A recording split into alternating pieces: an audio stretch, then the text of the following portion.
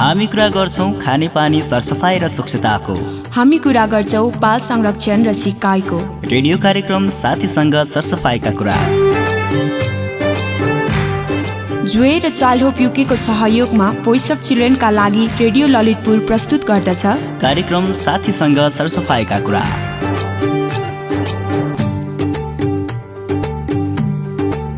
नमस्कार, म काजोल अनि म बलराम। सबैभन्दा पहिले रेडियो कार्यक्रम साथीसँग सरसफाइका कुरामा यहाँलाई स्वागत छ। कार्यक्रम साथीसँग सरसफाइका कुरामा हामीले मुख्य गरी बाल संरक्षण र शिक्षाका लागि खानेपानी सरसफाइ र स्वच्छताको महत्त्व, खानेपानी सरसफाइ र स्वच्छताको अभावमा हाम्रो सिकाइ प्रक्रियामा परिरहेको नकारात्मक प्रभाव र त्यसको अन्तका लागि गर्नुपर्ने प्रयासबारे चर्चा गर्छौँ। तपाईले कार्यक्रम साथीसँग सरसफाइका कुरा प्रत्येक शनिबार बिहान 7:30 बजे मेरो एफएम 93.3 मेगाहर्ज र सप्तकोशी एफएम 90 मेगाहर्जमा सुन्न सक्नुहुन्छ।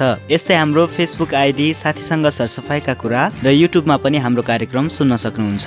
कार्यक्रम सुनेर हामीलाई विभिन्न ठाउँबाट साथीहरूले प्रतिक्रिया र सुझाव पठाउनु भएको छ। प्रतिक्रिया र सुझावका लागि यहाँहरू सबैजनालाई हार्दिक धन्यवाद। तपाईहरूको प्रतिक्रिया र सुझावले हामीलाई यो कार्यक्रम अझै राम्रो बनाउन सहयोग पुग्छ। त्यसैले हामी सधैँ तपाईका प्रतिक्रिया र सुझावको प्रतीक्षामा रहनेछौँ। कार्यक्रम साथीसँग सरसफाइका कुराको अघिल्लो भागमा हामीले विद्यालयको सरसफाइ र स्वच्छताको सन्दर्भमा समुदाय, विद्यालय प्रशासन, अभिभावक र स्वयं विद्यार्थीहरूको भूमिका कस्तो हुनुपर्छ भन्ने सन्दर्भ उठाएका थियौँ। हो नि बलराम, अब कतिपय ठाउँमा विद्यालय पनि खुलिसकेका छन्। कोभिडको जोखिम त छँदैछ। यस्तो बेला स्वास्थ्य सुरक्षा र सरसफाइ जस्ता कुरामा एकदमै ध्यान दिनुपर्छ। ध्यान दिनुपर्छ भनेर मात्रै पुग्दैन नि काजल। अनि के चाहिँ गर्नुपर्छ तिमी नै भन न। मलाई त यस्तो लाग्छ। के हो फेरि? मलाई त यस्तो लाग्छ भनेको खुरो आफ्नो कुरा भन्नु भइहाल्छ नि। भनिहाल्छु नि, किन रिसाएर होला फेरि? रिसाको होइन, कार्यक्रममा कति धेरै विषय प्रसारण गर्नु छ, हामी कुरै गरेर बस्ने त भने। मैले भन्न खोजेको कुरा के हो भने नि काजल, विद्यालयमा सरसफाइ र स्वच्छताको कुरा गरेर मात्र पुग्दैन, यसमा साँच्चैकै कति काम भएको छ भनेर हेर्नुपर्छ भन्ने हो। त्यो त हो, कक्षा कोठा कति सरसफाइ युक्त छ, शौचालयको अवस्था कस्तो छ, पिउने पानीको उपलब्धता कस्तो छ भन्ने जस्ता कुरामा सम्बद्ध निकायले निरन्तर अनुगमन गर्नुपर्छ। बल्ल तिमी मेरो लाइनमा आइपुग्यो है। ल, यो कुरा त सबैलाई थाहा छ नि। के को तिम्रो लाइनको कुरा भयो फेरि? कुरा त यो पनि ठिकै हो। ठिकै हो मात्र किन नि, पुरै ठिक हो नि। हामी कहाँ कुरा धेरै गर्ने, काम पटक्कै नगर्ने प्रवृत्ति छ। विद्यालयको सरसफाइ र स्वच्छताको सन्दर्भमा पनि त्यही कुरा त लागू हुन्छ। एकैपटक सबै कुरा त कहाँ हुन्छ र काजल? सरसफाइ र स्वच्छता जस्ता विषयलाई बल्ल त अलिक गम्भीरताका साथ उठ्न थाल्या छ। बिस्तारै सुधार हुँदै जान्छ। तिम्रो यो कुरासँग पनि म सहमत छु, तर के भन न। विद्यालयको कुरा गर्दा जहिले पनि शैक्षिक गुणस्तरको मात्र कुरा गरिन्छ, तर शैक्षिक गुणस्तरका लागि सरसफाइ र स्वच्छताको महत्त्वबारे पर्याप्त चर्चा हुँदैन। त्यो त हो नि। अझ विद्यालयको वातावरणको सन्दर्भमा त अभिभावकहरूको पनि पर्याप्त ध्यान पुग्दैन। खालि पढाइ कस्तो छ भनेर सोध्दै गर्नुहुन्छ, अरू कुरामा त्यति वास्ता गरे जस्तो लाग्दैन। त्यसैले त बलराम, विद्यालयमा सरसफाइयुक्त स्वच्छता राख्न विद्यालय व्यवस्थापन समिति, प्रशासन, अभिभावक सबैले मिलेर काम गर्नुपर्छ। हो नि काजल, त्यसो हुन सक्यो भने सरसफाइ र स्वच्छताको अभावमा सिकाइ प्रक्रियामा परिरहेको नकारात्मक प्रभावको अन्त्य गर्न सकिन्छ। बलराम, अब चाहिँ हाम्रो रेगुलर सेगमेन्टहरू बारे जानकारी दिने होइन? हो नि, तिमी नै भन न आज हामी कार्यक्रममा के विषय प्रसारण गर्दैछौँ भनेर। हुन्छ, आज कार्यक्रम साथीसँग सरसफाइका कुरामा हामी सबैभन्दा पहिले अभिभावक, शिक्षक र विद्यार्थी साथीहरूको विचार सुन्छौँ। उहाँहरूसँग सरसफाइ र स्वच्छता प्रति सरकार र सम्बद्ध अन्य निकायहरू कति संवेदनशील रहेको पाउनुहुन्छ भनेर सोध्छौँ। पहिला सुरु चाहिँ सरसफाइको काम चाहिँ पहिला आफ्नै घरबाट गर्नुपर्छ। पहिला आफूले सिक्नुपर्छ अनि अरूलाई सिकाउनुपर्छ। त्यसपछि विद्यालयको सरसफाइ र स्वच्छताको अवस्थाले सिकाइ प्रक्रियामा पार्ने प्रभावलाई लिएर संक्षिप्त रिपोर्ट प्रसारण गर्छौँ। अनि सरसफाइ र स्वच्छताको अभावमा बाल संरक्षण र सिकाइ प्रक्रियामा परिरहेको नकारात्मक प्रभावको अन्त्यका लागि के कस्ता प्रयासहरू आवश्यक छन्, यसका लागि सम्बद्ध निकायले कसरी काम गर्न जरुरी छ भन्ने विषयमा केन्द्रित रहेर पूर्व शिक्षा सचिव गोपीनाथ मैनालीज्यूसँग कुराकानी गर्छौँ। हामीले ओरिएन्ट पनि गरेका छौँ, केही अधिकार कर्मीहरूले पनि ओरिएन्ट गरेका छन् र केही फन्ड समेत, केही सीमित ठाउँमा चाहिँ फन्ड समेत केही निकायहरूले पनि सहयोग गरेका छन् यो गैर सरकारी क्षेत्रबाट। साथमा तपाईँको लागि यो साताको प्रश्न राख्छौँ। यस्तै यसअघिको प्रश्न, त्यसको सही जवाफ र सही जवाफ पठाउनेहरू मध्येबाट पुरस्कृत हुने 2 जना साथीहरूको नाम र ठेगानाबारे जानकारी दिन्छौँ। हामीलाई सुन्दै रहनुहोला। अनि काजल, अरू खबर सुनाऊ, के छ? त्यस्तो विशेष केही छैन हौ, तिमीलाई सुनाउने गर्ने परि त। केही त होला, भन न भन। कस्तो जिद्दी मान्छे हो तिमी, कुरै केही छैन त के भन्नु? तिम्रो एउटा विशेष कुरा थाहा छ मलाई, भनिदेऊ। खै मलाई त केही विशेष जस्तो लाग्दैन। अब तिमीलाई केही विशेष लाग्छ भने सुनाउ न त, हामीलाई के रहेछ त्यस्तो विशेष आफैलाई थाहा नहुने गरी। तिमीले एकछिन पनि समय खेर फाल्दैनौ, यो चाहिँ पहिलो विशेषता। दोस्रो विशेषता, सरसफाइमा एकदमै ध्यान दिन्छौ। यसलाई विशेषता नै नभन हौ, असल बानीसम्म त भन्न सक्छौ। असल बानी भएर त तिमी असल मान्छे बन्या हो नि। म त कक्षा कोठादेखि टोयलेटसम्म फोहोर भो, पानी भएन भने तुरुन्तै गएर सरहरूलाई भन्ने हो नि। हो है? हो नि, हामी सबैले विद्यालयलाई सफा स्वच्छ राख्ने कुरा निरन्तर उठाउनु पर्छ र त्यसका लागि प्रयास नि गर्नुपर्छ। अझ यसो भनौ न काजल, विद्यालयलाई सफा स्वच्छ राख्न सकियो भने मात्र सिकाइ प्रक्रियामा सुधार आउँछ अनि परिणाम पनि राम्रो हुन्छ। हो नि बलराम, तिमीले एकदमै सही कुरा गर्यौ। अब चाहिँ रेगुलर सेगमेन्टतिर लागौँ हुन्न? हुन्छ। तपाईँ यति बेला रेडियो कार्यक्रम साथीसँग सरसफाइका कुरा सुन्दै हुनुहुन्छ। कार्यक्रममा अबको समय हो तपाईँ साथी, शिक्षक, अभिभावकको विचार सुन्ने।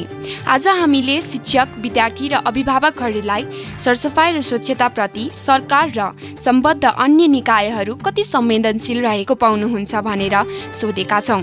सुनौ न उहाँहरूको विचार।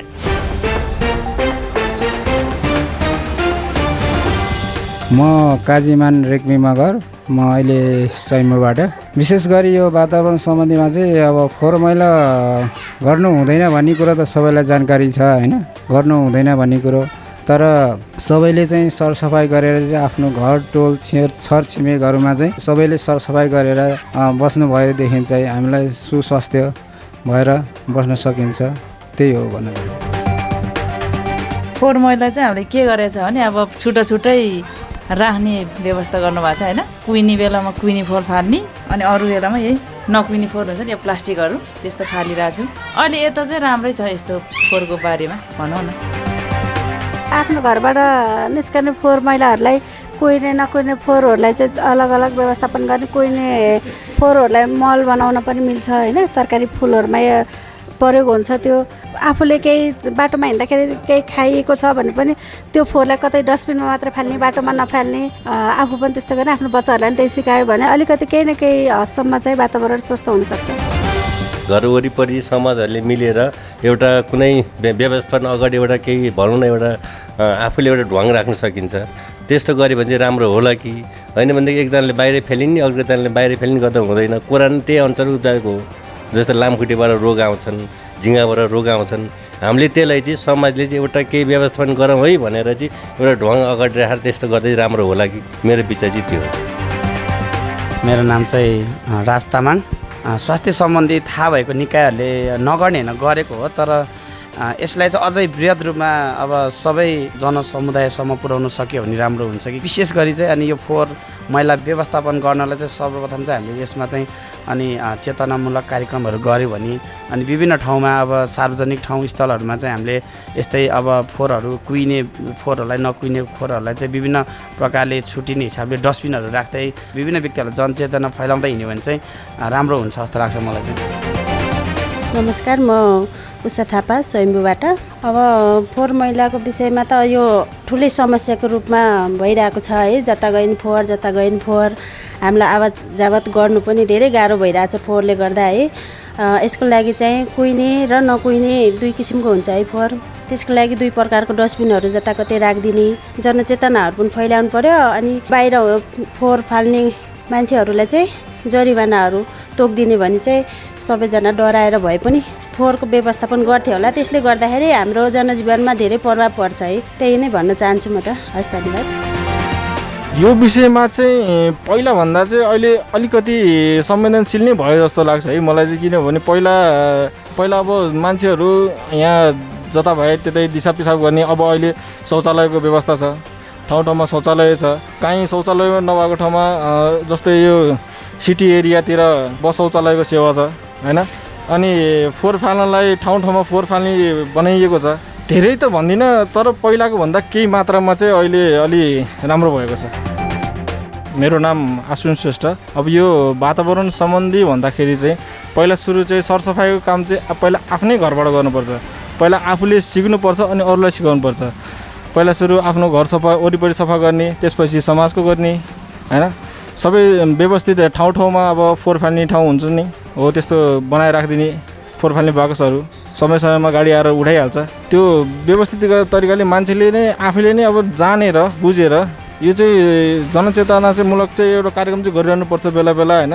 मान्छेलाई यस्तो गर्नुपर्छ है, यो फोहोर यता फाल्नुपर्छ है, फोहोर फालेन भने चाहिँ विभिन्न रोगहरू लाग्छ। मानव अहिले हेरौँ न, अहिले नै यस्तो महामारी छ। अब यो त्यही भएर हो, अब सरसफाइ चाहिँ अहिले आफूले राख्नुपर्छ राम्रोसित।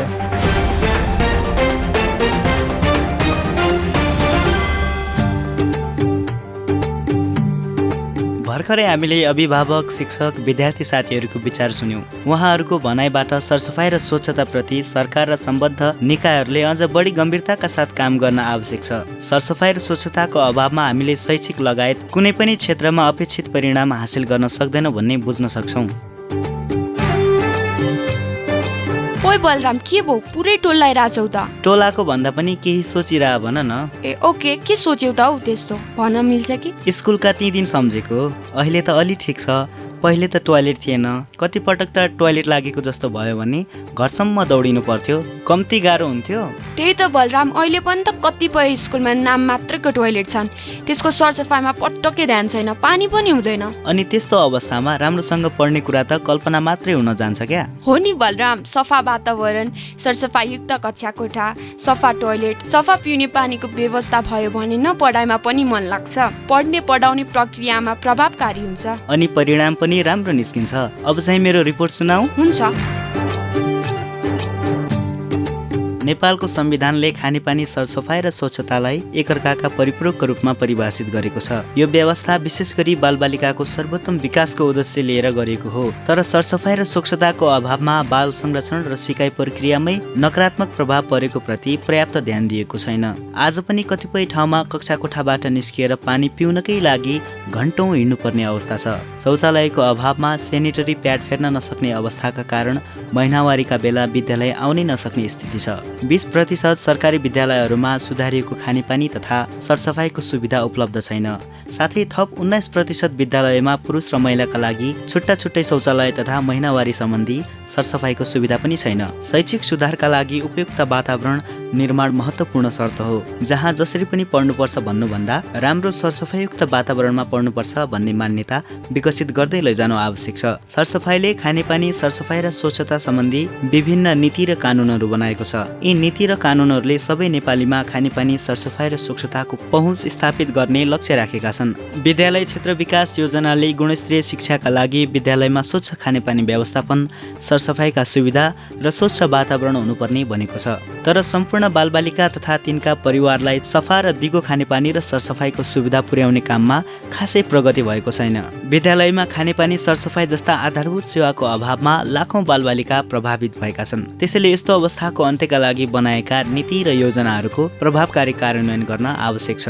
बलराम, तिमीले निकै महत्त्वपूर्ण रिपोर्ट सुनायौ।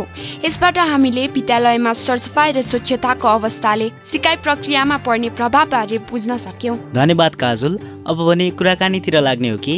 हुन्छ। आज कार्यक्रम साथीसँग सरसफाइका कुरामा हामीसँग हुनुहुन्छ पूर्व शिक्षा सचिव गोपीनाथ मैनाली। शिक्षा नीति निर्देशिका कार्यविधि तयार पार्न उल्लेख्य भूमिका खेल्नुभएका मैनालीसँग कार्यक्रमको अघिल्लो भागमा हामीले समग्र शिक्षा प्रणालीमा खानेपानी सरसफाइ र स्वच्छताको विषयलाई कसरी आत्मसात गरिएको छ, व्यवहारिक अभ्यास कस्तो छ भन्ने कुरा गरेका थियौँ। आजको कार्यक्रममा हामी उहाँसँग सरसफाइ र स्वच्छताको अभावमा बाल संरक्षण र सिकाइ प्रक्रियामा परिरहेको नकारात्मक प्रभावको अन्त्यका लागि के गर्नु आवश्यक छ भन्ने विषयमा केन्द्रित रहेर कुरा गर्दैछौँ। सर, स्वागत छ यहाँलाई कार्यक्रम साथीसँग सरसफाइका कुरामा। धन्यवाद। कार्यक्रमको अघिल्लो भागमा हामीले यहाँसँग समग्र शिक्षा प्रणालीमा खानेपानी, सरसफाइ र स्वच्छताको विषयलाई कसरी आत्मसात गरिएको छ, व्यावहारिक अभ्यास कस्तो छ भनेर कुरा गरेका थियौँ। आजको कुराकानी चाहिँ बाल संरक्षण र शिक्षाका लागि खानेपानी, सरसफाइ र स्वच्छताको महत्त्वलाई विद्यालयहरूले कति गम्भीरतापूर्वक लिएका छन् भन्ने विषयबाट सुरु गरौँ न, हुन्न? विद्यालयहरूले चाहिँ यसो भयो, उनीहरूको प्राइमरी उद्देश्य भनेको चाहिँ पठन पाठनमै छ। अहिले त्यो पठन पाठनको कुराहरू अघि मैले गरिहालेँ, पठन पाठनमा छ। सेकेन्डरी उद्देश्य मात्रै चाहिँ यो हो, यो पिजिटी पूर्वाधारकै रूपमा आउँछ, सेकेन्डरी हो। अब उनीहरूले त्यसमा अलिअलि ध्यान दिएका छन्, तर ध्यान दिँदाखेरि चाहिँ के हो त भन्दाखेरि चाहिँ यसको चाहिँ तपाईँको पर्याप्तता छैन। रिसोर्सको पर्याप्तता नभएपछि, ठाउँको पर्याप्तता नभइसके पछाडि चाहिँ अनि त्यो चाहिँ समयमा चाहिँ त्यो कामहरू हुन सक्दैन। र काम यहाँलाई मैले चाहिँ के अनुरोध गर्छु त भन्दा, केही अगाडि थालेको 69-70तिर थालेका यो पूर्वाधार निर्माणको यहाँले भन्नुभएको जस्तो टोयलेटहरू, सरसफाइको कुराहरू अथवा वातावरण ब्युटिफिकेसनका कुराहरू, ब्युटिफिकेसनको पछाडिको कुरा हो, तैपनि यो तारबार घेर संरक्षणका कुराहरू, यस्तो कुराहरूमा चाहिँ अर्बौँ रुपियाँ पैसा चाहिँ आधी खर्च गरेर आधी नभएर बसेको छ। अर्बौँ रुपियाँ बेरुजु छ, 22 अरब 23 अरब बेरुजु छ। हेर्नुहोस् त, यो कुराहरू छ। अभियानको रूपमा त्यो बेरुजु सञ्चालन फलस्वरूप नगरी नहुने भएको छ। फलस्वरूप गर्नलाई कि अरू त्यो विद्यालय त के अरे टोयलेट त आधी मात्रै बनेको छ भनेदेखि, अथवा पिलरहरू चाहिँ आधी मात्रै छ, त्यहाँ माथि स्ल्याब छैन, यस्ता कुराहरू धेरै छन्। यो सबै स्रोत र जनशक्तिको अभाव र त्यसलाई उपयोग गर्ने कुराको अभावले रहेको छ। त्यसकारणले विद्यालयले यसलाई चाहिँ मैले चाहिँ ध्यान दिन्छु भन्दाखेरि पनि उसको प्राथमिकता चाहिँ अनफन्डेड भयो भने, स्रोतले ब्याकअप गरेन भनेदेखि त बिचरा शिक्षक एउटाले के गर्न सक्छ त्यहाँ? त्यसो हो भने सर, हाम्रो शिक्षा नीतिमा विद्यालयहरूलाई बाल मैत्री, छात्र मैत्री, अपाङ्गता मैत्री, सुरक्षित, हिंसा रहित र भयरहित सिकाइ केन्द्रको रूपमा विकास गरिनेछ भनेको अवस्थामा कति विद्यालयहरूमा यस्तो स्थिति निर्माण गर्न सकिएको छ? होइन, यो चाहिँ मैले डाटामा यसै गरी भन्न सक्दिनँ। मैले किन भन्न सक्दिनँ भने चाहिँ त्यो डाटा पनि डाटा कलेक्सन गर्ने सेन्टर पनि अब हाम्रो चाहिँ स्थानीय शासकीय त्रिपन्नमा पुग्नु पर्यो। एउटा चाहिँ एमआइएस भन्छौँ हामी, त्यो शिक्षाको चाहिँ सूचना व्यवस्थापन प्रणाली, त्यो पनि कुनै अपडेट भइसकेको छैन। त्यस कारणले गर्दाखेरि म त्यो भन्न सक्दिनँ तपाईँलाई। तर म के भन्छु त भन्दाखेरि चाहिँ नीति प्राथमिकतामा चाहिँ परेको छ होइन। अहिले हामी के भन्छौँ त, विशेष फरक व्यवहार चाहिने भाइ बहिनीहरूलाई चाहिँ आउने ठाउँहरू हुनुपर्ने होइन। अनिखेरि त्यहाँबाट चाहिँ यति चाहिँ तपाईँको चाहिँ बालिकाको लागि चाहिँ यस्तो टोयलेट हुनुपर्ने लगायतको चाहिँ त्यो यो सेनिटरी प्याडहरूको चाहिँ उपलब्धताहरू, पानीको उपलब्धता होइन, यस्ता कुराहरूमा चाहिँ हामीले ओरिएन्ट पनि गरेका छौँ। केही अधिकार कर्मीहरूले पनि ओरिएन्ट गरेका छन् र केही फन्ड समेत, केही सीमित ठाउँमा चाहिँ फन्ड समेत केही निकायहरूले पनि सहयोग गरेका छन् यो गैर सरकारी क्षेत्रबाट। र स्थानीय तहहरूले पनि कहीँ चाहिँ यसमा पनि चाहिँ ध्यान दिएको छ। त्यस कारणले चाहिँ काम चाहिँ बालमैत्री बनाउनुको लागि, हिंसा मैत्री बनाउनुको लागि भएको छ। तर चाहिँ कहिले काहीँ यस्तो कुराहरू हामीले देख्दैनौँ। अर्कोतिर विद्यालय हातामा खानेपानी, शौचालय, खेल मैदान, सरसफाइ किट, प्राथमिक उपचार बाकस अनिवार्य गरिनेछ भनिएको छ। तर व्यवहारमा त यस्तो देखिँदैन। यसमा किन प्रभावकारी ढङ्गले काम हुन नसकेको भन्ने लाग्छ यहाँलाई? यसमा पनि त्यही हो, आवश्यकता पहिचान भयो हाम्रो होइन। त्यसलाई चाहिँ डस्टबिन पनि चाहिन्छ, खेल मैदान पनि चाहिन्छ भन्ने कुराहरू, अथवा चाहिँ ऊ पनि चाहिन्छ, यो टोयलेट पनि चाहिन्छ, सबै पानी पनि चाहिन्छ भन्ने कुराहरू भयो। तर कतिपय ठाउँहरूमा न पानीको स्रोत धेरै टाढा हुनसक्छ। त्यस कारणले गर्दा विद्यालय एक ठाउँमा हुन्छ। विद्यालय कुन ठाउँमा राख्ने भन्ने विषयमा चाहिँ बस्तीले पनि प्रभाव पार्छ र राजनीतिले पनि प्रभाव पार्छ। यी सबै कुराहरू छन् हामीसँग। त्यस कारण चाहिँ व्यावहारिक कठिनाइ पनि छ, हाम्रो लोकेसनको कठिनाइ पनि छ। सबैभन्दा ठुलो कठिनाइ त हामीले भने स्रोत र जनशक्तिकै हो। त्यस कारण चाहिँ आवश्यकता सरकारले महसुस गर्यो। आवश्यकता महसुस गरेपछि त्यसलाई चाहिँ काम गर्नुपर्छ भनेर चाहिँ यो राष्ट्रपति शैक्षिक सुधार कार्यक्रम यसैको लागि पनि राखिएको हो। विद्यालय सबलीकरण कार्यक्रम यसैको लागि पनि राखिएको हो। विद्यालय सबलीकरण त भन्यो, अहिले 18वटा चाहिँ रूपान्तरणकारी आयोजना भनेको छ यो 15 योजनामा। त्यसमध्ये 2टा शिक्षाको छ, एउटा व्यावसायिक शिक्षाको। अहिले यहाँले व्यावसायिक शिक्षाको कुरा सोध्नुभएको होइन, त्यस कारणले मैले चाहिँ यो के अरे सार्वजनिक शिक्षालयको कुरा गर्छु। सार्वजनिक चाहिँ अलिकति चाहिँ निजीमा चाहिँ यस्तो चाहिँ भौतिक पूर्वाधार छ त्यो, किनभने निजी भनेको त मार्केट सिग्नल अनुसार चल्ने भयो। त्यहाँ चाहिँ छ अलि हुने खानेका बच्चाहरू पढ्ने भए, अलिकति गरिबका बच्चाहरू तपाईँ र हामी जस्ता पढ्ने ठाउँमा चाहिँ हाम्रा बालबच्चा पढ्ने ठाउँमा पढेको जस्तो हामीले पढेको जस्तो ठाउँमा चाहिँ त्यो कुराहरू भएको छैन। आवश्यकता मात्रै सरकारले महसुस गरेको, स्रोत अलिअलि छरेको छ। तर त्यो स्रोतलाई चाहिँ पुरै चाहिँ नतिजा दिन सक्ने गरी चाहिँ उपयोग भएको छैन। छात्राहरूलाई शौचालय नहुँदा, भएको शौचालय पनि सफा नहुँदा सेनेटरी प्याड लगाउन समेत समस्या भएर विद्यालय नआएका थुप्रै उदाहरण छन्। यो अवस्थामा सुधारका लागि खासै प्रयत्न भएको नि पाइँदैन। किन ध्यान नपुगेको होला सर? होइन, ध्यान चाहिँ पुगेको छ होइन, जस्तो भनौँ न, यो चाहिँ भनौँ न ध्यान पुगेरै हो। यो पहिला चाहिँ म भर्खरै सहसचिव हुँदाखेरि एउटा ठुलो अभियान चल्यो होइन। शिक्षा सचिव किशोर थापा हुनुहुन्थ्यो होइन, र योजनामा युवराज हिसाल हुनुहुन्थ्यो, सहसचिव थियो। त्यो बेलामा के छ, सेनिटरी प्याडको एकदम अभियान नै चलाउने किसिमबाट कुराहरू भइरहेको थियो। यो पानी नभएको ठाउँमा डिस्पोज गर्ने समस्या हुन्छ। सेनिटरी प्याड म सचिव भइहाल्छ, सेनिटरी प्याडको नाउँ पनि उच्चारण गरिदिँदैन भनेर तत्कालीन शिक्षा सचिवले भनिदिनु भयो। पछि म आफै शिक्षा सचिव भएँ र मैले यस विषयमा चाहिँ अहिले भएको कुराहरू के हो, कसरी गर्नुपर्छ भनेर मैले चाहिँ government sector, non government sector सबै हामीले छलफल गर्ने क्रममा चाहिँ हामीले के पनि गऱ्यौँ त भन्दाखेरि चाहिँ अरू त होइन कि अभियन्ताहरूसँग पनि, राजा पौडेल जस्तो अभियन्ताहरूसँग पनि रहेर मैले छलफल गरेँ। त्यति मात्र होइन, सेलिब्रिटीहरूसँग पनि तपाईँहरूले चाहिँ यसको लागि चाहिँ के गर्न सक्नुहुन्छ भनेर उहाँहरूसँग पनि छलफल गरेँ। कोभिड आयो, कोभिडको बेला थियो, कोभिडको बेला भएपछि हामी अनलाइनमा रहेर पनि हामीले त्यो कुराहरू गऱ्यौँ। ध्यान चाहिँ पुगेको छ, तर ध्यान पुगे पनि मैले के भन्छु त भन्दाखेरि चाहिँ स्रोतको कुरा ठुलो कुरा हो। अनि दोस्रो कुरा चाहिँ स्रोत पछाडि त्यसको उपयोग गर्ने हाम्रो ह्याबिटको कुरा पनि दोस्रो कुरा हो। यी दुईटा कुराहरू चाहिँ नभएको छ। सर, अर्कोतिर विद्यालयको वातावरण स्वच्छ, सफा, शान्त, सुरक्षित र हरियालीयुक्त बनाई विद्यालयलाई वातावरण मैत्री हरित संस्थाको रूपमा विकास गरिनेछ। एक विद्यार्थी एक बिरुवा, एक विद्यालय एक बगैँचा कार्यक्रम सञ्चालन गरी हरित विद्यालय निर्माण कार्यलाई तीव्रता दिइनेछ भनिएको छ। तर यो कार्यले कहीँ कतै तीव्रता पाएको देखिँदैन। यसमा कसरी काम गर्ने? अब यो चाहिँ कस्तो, एक विद्यार्थी एक बिरुवा अथवा चाहिँ हरियाली बनाउने, हरियाली त बनाउनु पर्छ। यो चाहिँ कस्तो हुन्छ त भन्दा कतिपय हाम्रा चाहिँ पियुष विल भन्छ, हाम्रो नैतिक अपेक्षाहरू, त्यो आदर्श अपेक्षाहरू हाम्रा त्यो आदर्श चाहिँ जस्तो भनौँ न, कतिपय ठाउँमा चाहिँ भनौँ न, मैले पढेको विद्यालयमा चाहिँ मैले के भन्थेँ त भन्दा 177 जना चाहिँ मेरो क्लासमा थियो भनेपछि चाहिँ त्यसमा चाहिँ सबै गरी चाहिँ 1000 जना थिए विद्यार्थी। 1000 जना विद्यार्थीले चाहिँ अहिलेको वर्ष एकैवटा रुखहरू हामीले रोप्ने ठाउँ कहाँ पाउने, स्पेसको पनि अभाइलेबिलिटी कम छ नि त। त्यसले चाहिँ त्यस्तो भइदिए हुन्थ्यो, त्यस्तो चाहिन्छ। किनभने प्रकृति र चाहिँ तपाईँको चाहिँ व्यक्तिको रिलेसनको लागि, स्वच्छताको लागि, अथवा चाहिँ अहिलेको अवस्थामा भन्दा त कार्बन सिङ्केसनको लागि इत्यादिको लागि यो कुरा भनिएको हो। तर यी कुराहरूलाई चाहिँ अहिले चाहिँ हामीले वैज्ञानिकै रूपमा लानको लागि चाहिँ हामीसँग भौतिक अवस्थाले पनि अलिकति साथ दिँदैन। अनि अर्को रोपेर मात्रै भएन, फेरि त्यसलाई हुर्काउनु पर्यो, फेरि रिसोर्सै चाहियो होइन, अनि हाम्रो ह्याबिट पनि चाहियो।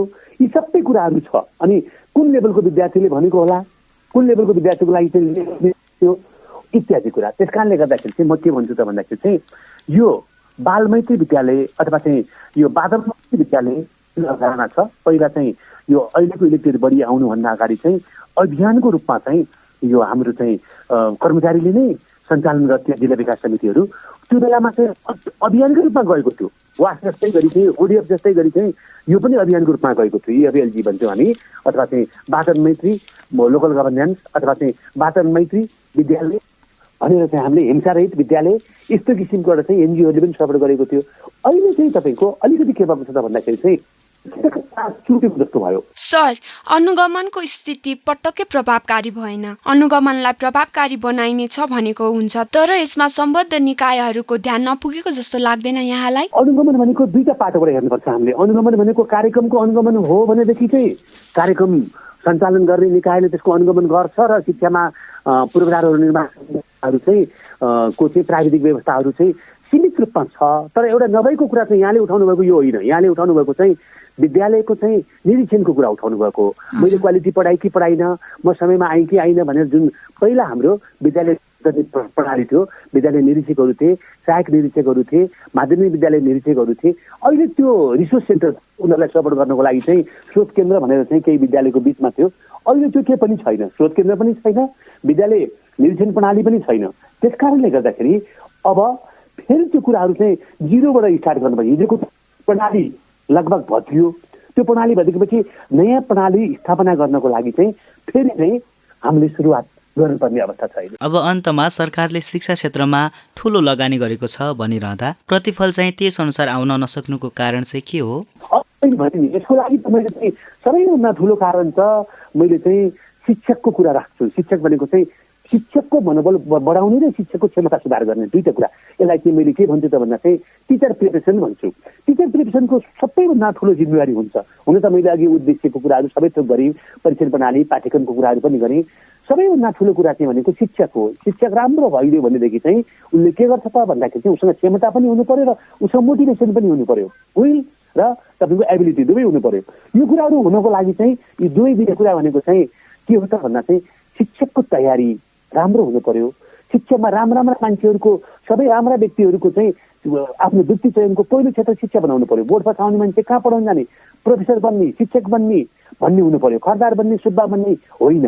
अहिले हाम्रो organization चाहिँ कस्तो छ भन्दाखेरि चाहिँ उपप्राध्यापकले छोडेर चाहिँ अथवा हेडमास्टरले छोडेर चाहिँ शाखामा आउने छ। यसले चाहिँ के गर्यो त भन्दाखेरि चाहिँ हाम्रो शिक्षा प्रणालीको किन त्यस्तो भएको त भन्दाखेरि काम गर्नुपर्ने, डेली खट्नुपर्ने यो स्थितिले गर्दाखेरि चाहिँ अहिलेको चाहिँ राम्रा व्यक्तिहरू त्यता गइरहेका छैनन्। त्यस कारणले चाहिँ समग्र काम गर्नुपर्छ भन्ने समग्र स्टेट गभर्नेन्समा त्यो भावना पनि कम भयो। र मैले सबैभन्दा महत्त्वपूर्ण चाहिँ यो शिक्षा सुधारको लागि सबैभन्दा महत्त्वपूर्ण शिक्षक भन्छु। त्यो शिक्षा भनेको शिक्षकको वरिपरि घुम्छ। उसको अनुशासन, उसको मोटिभेसन, उसको क्षमता होइन।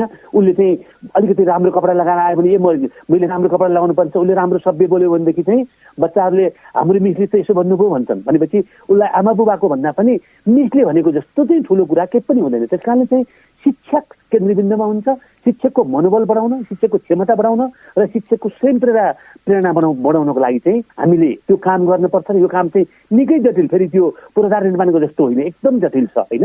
यो लामो समय लाग्ने पनि छ। यसको लागि एउटा अभियानै चाल्नुपर्छ। यहाँको महत्त्वपूर्ण समयका लागि हार्दिक धन्यवाद। यहाँलाई पनि धन्यवाद। हामीसँग हुनुहुन्थ्यो पूर्व शिक्षा सचिव गोपीनाथ मैनाली। उहाँसँग हामीले सरसफाइ र स्वच्छताको अभावमा बाल संरक्षण र सिकाइ प्रक्रियामा परिरहेको नकारात्मक प्रभावको अन्त्यका लागि के गर्न आवश्यक छ भन्ने विषयमा केन्द्रित रहेर कुराकानी गर्यौं। हामीलाई सुन्दै रहनुहोला। अनि आजको कुराकानी तपाईलाई कस्तो लाग्यो हामीलाई प्रतिक्रिया र सुझाव पठाउनुहोला। अब भने कार्यक्रम साथीसँग सरसफाइका कुराबाट बिदा माग्ने समय भइसकेको छ। त्यसअघि कार्यक्रम साथीसँग सरसफाइका कुरामा यसअघि हामीले सोधेका प्रश्नको सही जवाफ भन्छौँ है। यसअघि कार्यक्रममा हामीले नेपालमा बालबालिका सम्बन्धी विषय हेर्ने जिम्मेवारी कुन मन्त्रालयको हो भनेर सोधेका थियौं। यो प्रश्नको सही जवाफ रहेको छ महिला बालबालिका तथा समाज कल्याण मन्त्रालय। हामीलाई धेरै श्रोताहरूले नेपालमा बालबालिका सम्बन्धी विषय हेर्ने जिम्मेवारी महिला बालबालिका तथा समाज कल्याण मन्त्रालयको हो भनी सही जवाफ पठाउनु भएको छ। त्यसमध्ये बाँसबारी काठमाडौँका मुरारी न्यौपाने र ताहचल काठमाडौँका राममान डङ्गोल पुरस्कृत हुनु भएको छ। यहाँहरू दुवैजनालाई बधाई छ। हामी पुरस्कार सामग्री यहाँको ठेगानामा पठाउनेछौँ, प्रतीक्षा गर्नुहोला। सही जवाफ पठाउने सबैमा हार्दिक धन्यवाद। अब आजको प्रश्न राख्छौँ। नेपालका कति प्रतिशत विद्यालयमा पुरुष र महिलाका लागि छुट्टा छुट्टै शौचालय तथा महिनावारी सम्बन्धी सरसफाइको सुविधा छैन? प्रश्न फेरि एकपटक। नेपालका कति प्रतिशत विद्यालयमा पुरुष र महिलाका लागि छुट्टा छुट्टै शौचालय तथा महिनावारी सम्बन्धी सरसफाइको सुविधा छैन? तपाईँले यो प्रश्नको जवाफ हाम्रो टेलिफोन नम्बर 0155 48018, मोबाइल नम्बर 9802022822 र हाम्रो इमेल ठेगाना साथीसँग सरसफाइ@gmail.com मा हाम्रो फेसबुक पेज साथीसँग सरसफाइका कुरामा पनि पठाउन सक्नुहुनेछ। जवाफ पठाउने ठेगाना फेरि एकपटक। Telephone number 0155 48018, mobile number 9802022822, email ठेगाना साथीसँग सरसफाइ@gmail.com र फेसबुक पेज साथीसँग सरसफाइका कुरा। जवाफ पठाउँदा आफ्नो नाम र ठेगाना प्रश्नसँग उल्लेख गर्नुहुन अनुरोध गर्छौँ। सही जवाफ पठाउने मध्ये प्रत्येक साता 2 जनालाई हामीले पुरस्कृत गर्नेछौँ। यो जानकारी सँगै आजलाई कार्यक्रम साथीसँग सरसफाइका कुराबाट प्राविधिक दाजु भूमिराज श्रेष्ठको साथमा म काजोल अनि म बलराम बिदा माग्छौँ। नमस्कार।